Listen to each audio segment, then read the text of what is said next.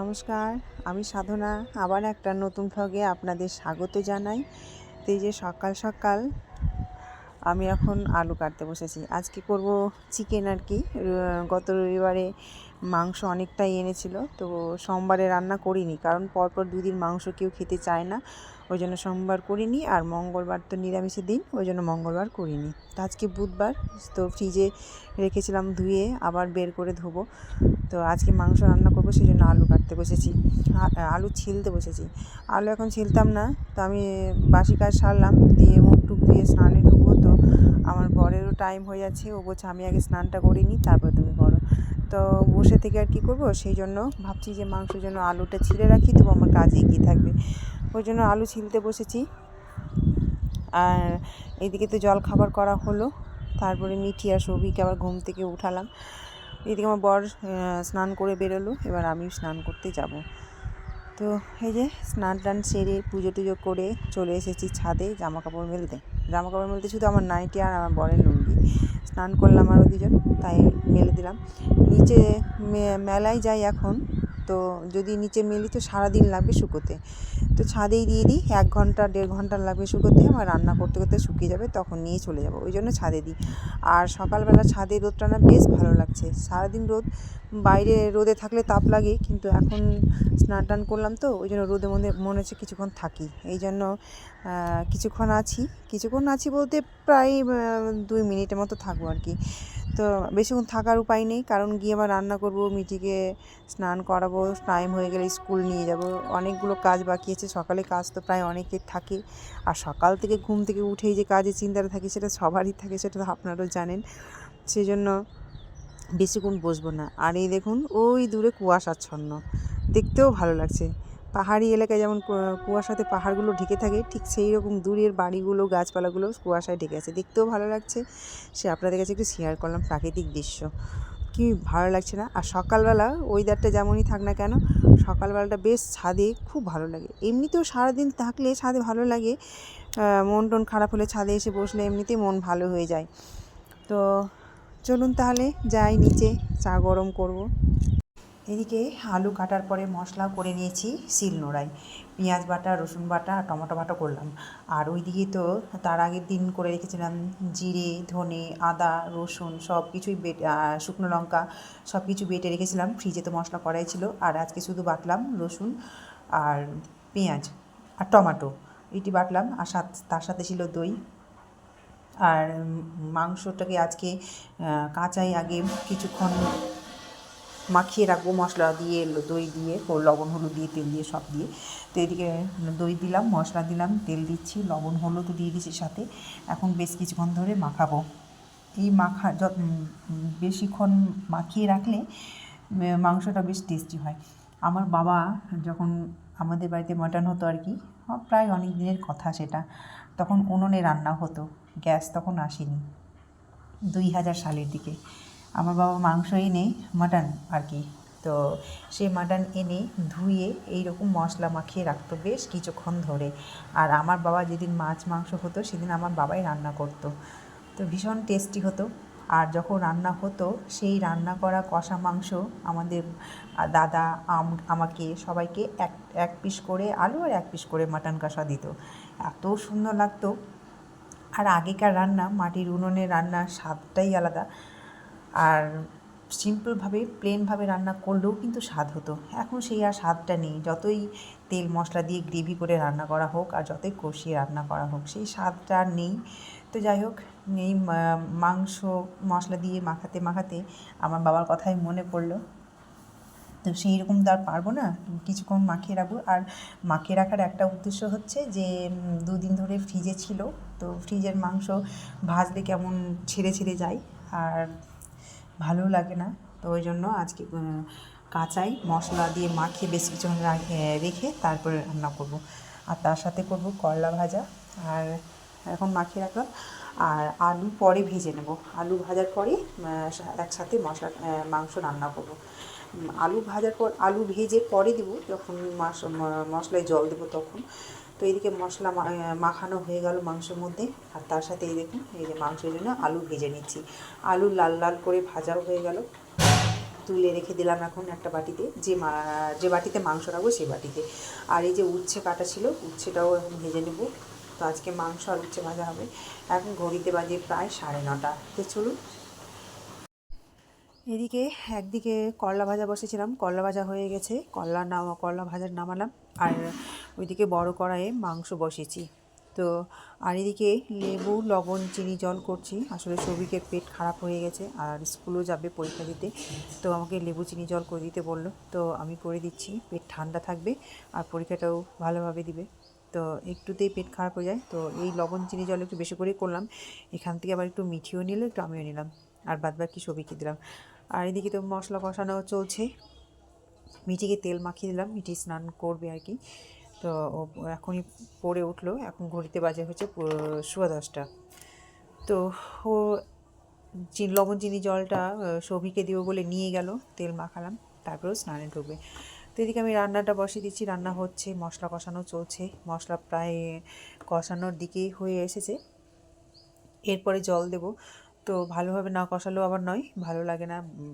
যখন মশলায় তেল ছেড়ে আসে তখন জল দিই। এই রান্নার সিস্টেমটা আমি অনেক দিন আগে শুনেছি আমার এক মামাতো বৌদির কাছ থেকে। তো ওই বৌদি বলেছিল যখন মশলা কষানোর পরে তেল ছেড়ে আসবে তখন জল দেবে, যে কোনো মাংসতে, মাছেও তাই, ডিম করলেও তাই। তো ওই সেই কথাটা মনে আছে। তো মানুষ শুনে দেখে তবেই না শিখে, তাই না? তো এই যে মশলা কষানো হয়ে গেছে, এবার জলও দিয়ে দিলাম। আর এদিকে মিঠি স্নান করা হয়ে গেছে, স্কুল ড্রেস পরলো, দিয়ে মুখে ক্রিম মেখে খাচ্ছে আর কি। তো অনেকটাই প্রায় আজকে দেরি হয়ে গেল, একটু দৌড়ে দৌড়ে যেতে হবে স্কুলে রাখার জন্য। তো জল দেওয়ার পরে এদিকে মাংস ফুটেও গেছে, এই দেখুন মাংসের কালার। তাহলে মিঠি বারান্দায় দাঁড়িয়ে আছে, আমিও ড্রেস পরে নিয়েছি মিঠিকে রাখতে যাওয়ার জন্য স্কুলে। তো ওই যে মাংসটা ফুটছে, মাংস ফুটিয়ে নামিয়ে তবে চলে যাব, রান্নাটা কমপ্লিট হয়ে যাবে। আর এদিকে মিঠিকে রেখে আস্তে আস্তে আমার গ্যাস ঠান্ডা হয়ে থাকবে, তো গ্যাস মোছাও যাবে। তো এই দেখুন রান্না আমি কড়াই থেকে বাটিতে নামিয়ে নিয়েছি, যে মাংসের বাটিতে রাখবো। তো কেমন হয়েছে এই মাংস, ঝোলটা কেমন হয়েছে। আর একটু গ্রেভি করিনি, কারণ খুব গ্রেভি করলে ওদের সৌভিক মিঠির ভাত দিয়ে খেতে অসুবিধা হয়, তাই একটু ঝোল ঝোল করেছি। তো দেখুন কেমন হয়েছে।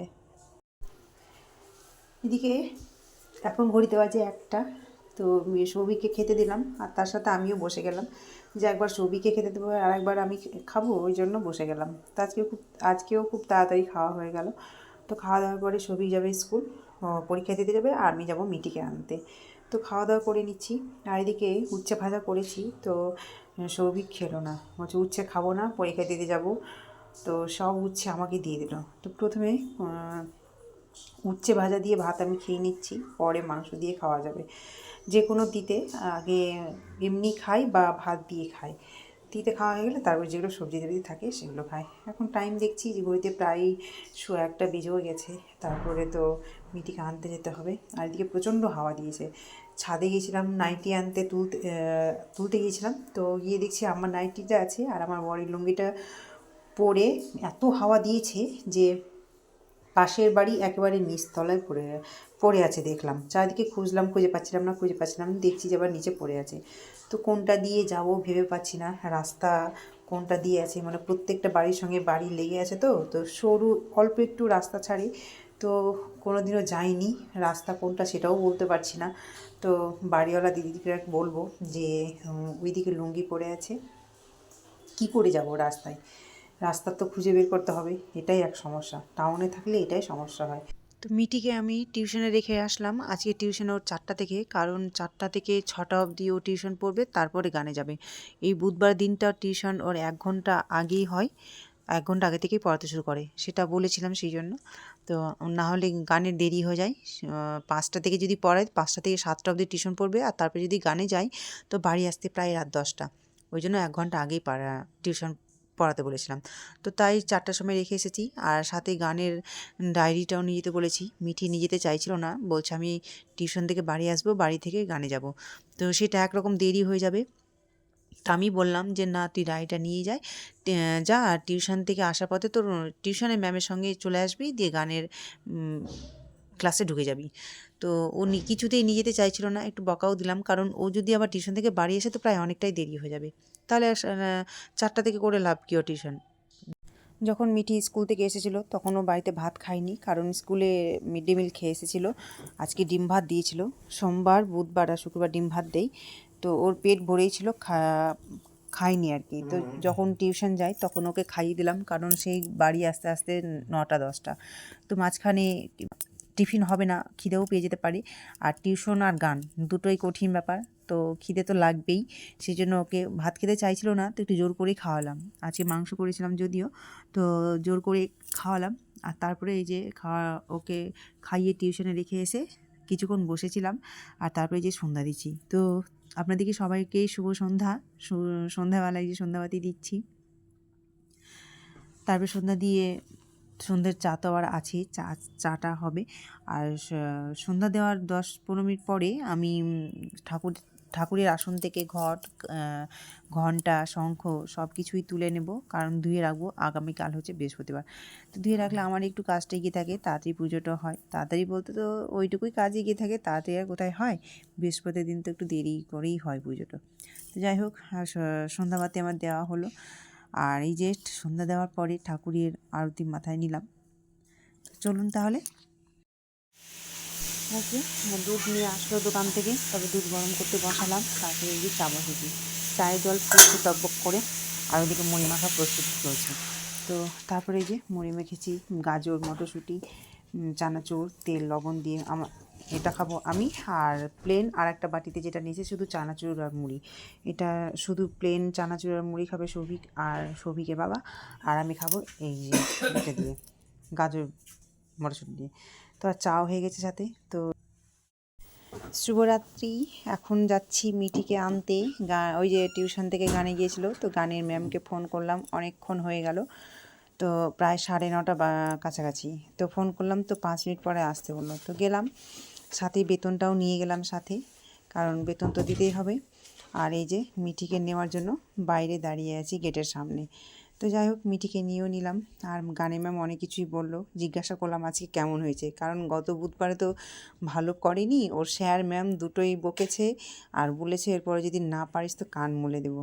তো আজকে জিজ্ঞাসা করলাম কেমন হয়েছে, তো বলছে হ্যাঁ আজকে ভালোই পেরেছে, আর যে গানটা দেব তার আগে ও গানটা তুলে নিয়েছে। তা আমি বললাম যে ওকে আমি অনেক দিন থেকেই লক্ষ্য করছি যে গান দেন, আর এক্সেস গানগুলো প্রায় ও তুলে নেয়। তো আজকে ভালো পেরেছে, নামও করলো, আর বললো অনেকটা এগিয়ে যাবে মেয়ে। তো যাই হোক, আমি তো ওটাই চাইছি, ঠাকুরের আশীর্বাদ বা আপনাদের কৃপাতে, আপনাদের আশীর্বাদে আমার মেয়ে যেন অনেকটা এগিয়ে যায়। তো মিটিকে নিয়ে আসছি। আর দেবদোলের দিন, সেই দিন একটা ফাংশন হবে। এখন তো এবার স্টেজে হবে না, কারণ এইচএস পরীক্ষা আর 11 পরীক্ষা দুটোই চলছে, ওই জন্য স্টেজে মাইক বাজাতে দেবে না, সেই জন্য স্টেজে গান হবে না। এবার শুধু হবে টোটোতে করে গোটা পাড়ায়, মানে 3 জায়গায়, মোড়ের মাথায় হবে আমাদের বাজারে, আর 2টো ফিল্ডে হবে। তো এইসব আলোচনা করলো। আর 7টা গান দিয়েছে ও, 7টা গান দিয়েছে, সেই 7টা গান লিখে নিতে হবে, আর ইউটিউব থেকে শুনে শুনে মুখস্থ করতে হবে। এই 7টা গানই হবে। তো চলুন, ব্লগটা এখানে শেষ করছি। আপনারা ভালো থাকবেন।